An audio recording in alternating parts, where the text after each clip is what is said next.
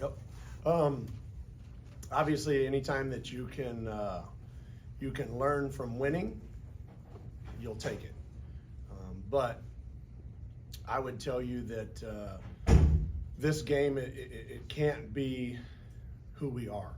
You know, I thought that we played pretty good defense in the first half, and give St. Thomas credit. They're very well coached. They're disciplined. They really shoot the basketball well. And in the second half, they exploited us and obviously made it a really close game down the stretch. So we gave up 48 points and lost the second half. So there's no way that you can take victory in this game. You just can't. And so we've got to be better moving forward. And that falls directly on me and the staff, and we'll be better moving forward. What's kind of going to go into that? The guy said that practice this week was pretty tough on the defensive end. Just kind of what's going to go into that to continue to get better on the defensive end. We're just going to continue to do it every single day until I find 6, 7, 8 guys that are going to consistently perform on the defensive end. We're just not going to be able to go into the Big 12 and score 80 points a game. And we've scored every single game we've had. We've been 80 or above, right? People are not going to allow us to score 80 points in the Big 12. They're not. If you watched the University of Houston and Auburn the other night, that's real basketball. That's grown men playing basketball. And the way we played at times, we can compete with those people. But the way we played defensively in the second half was very disappointing. The guys kind of mentioned that there were stretches you guys were really good. I think Arturo had 2 steals in 10 seconds. Yeah, I mean, think about the time that Keller dives on the floor. We go down, we score. Arturo gets a steal. Arturo gets another steal. They've got to call timeout. It was the only time the entire night that the building was loud. And I'm not mad at the fans. I appreciate them coming, number one. But what did we give them to cheer about? And that's got to be our mantra, is that we're so good defensively that we give those people something to cheer about. And quite honestly, in the second half, it was far from that. No Abu tonight. I think radio said he was suspended. Is there anything you can share with that? I mean, violation of team rules. Yeah, he'll be back soon.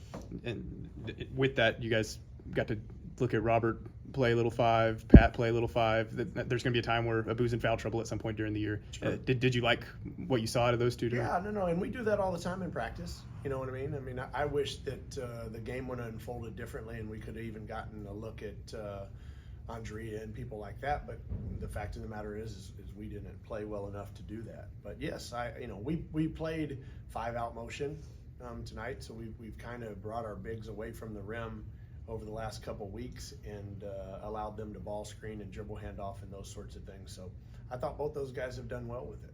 Chichi got going on the offensive end. What'd you think of his day? Yeah, I mean, when Chichi keeps it simple and doesn't try to be LeBron James or Michael Jordan or whoever you want to call it, he's a good player. We've just got to continue to keep him focused on the defensive end.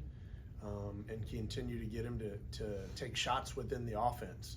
Will we allow him to create some? Absolutely. Will there be times for him to create some? Absolutely. But sometimes you've got to know the time and the score and the ebb and the flow of the game.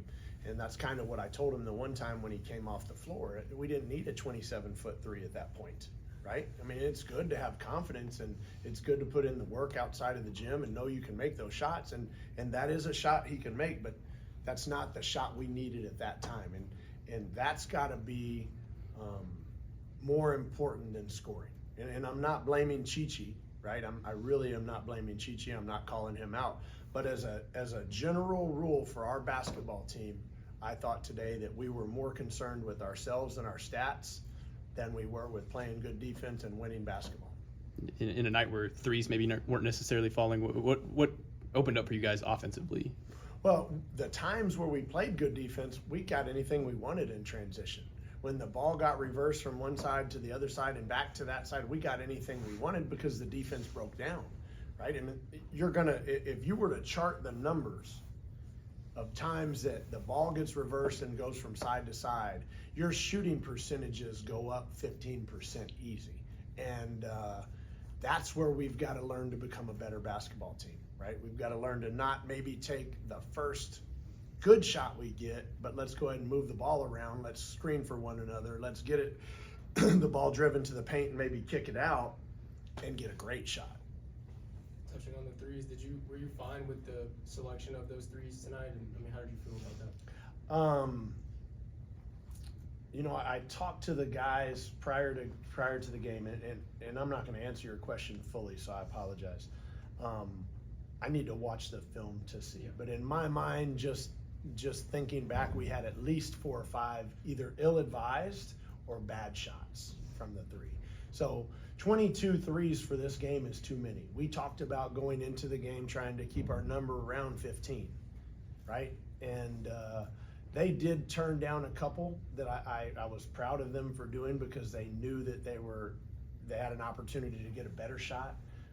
But again, we wanted to get the ball inside. We wanted to drive the basketball. We wanted to get to the free throw line more than we wanted to shoot threes tonight. And with that being said, we weren't disciplined enough to do so.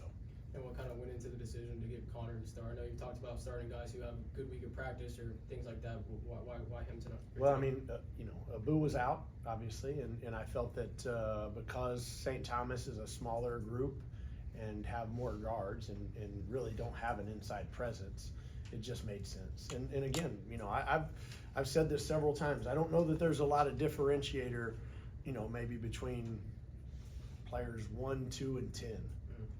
And it's who plays the best and who does what we ask them to do and who plays the right way that's going to play. There's going to be a lot of ebbs and flows with our lineup during the season. I would be shocked if that's not the case.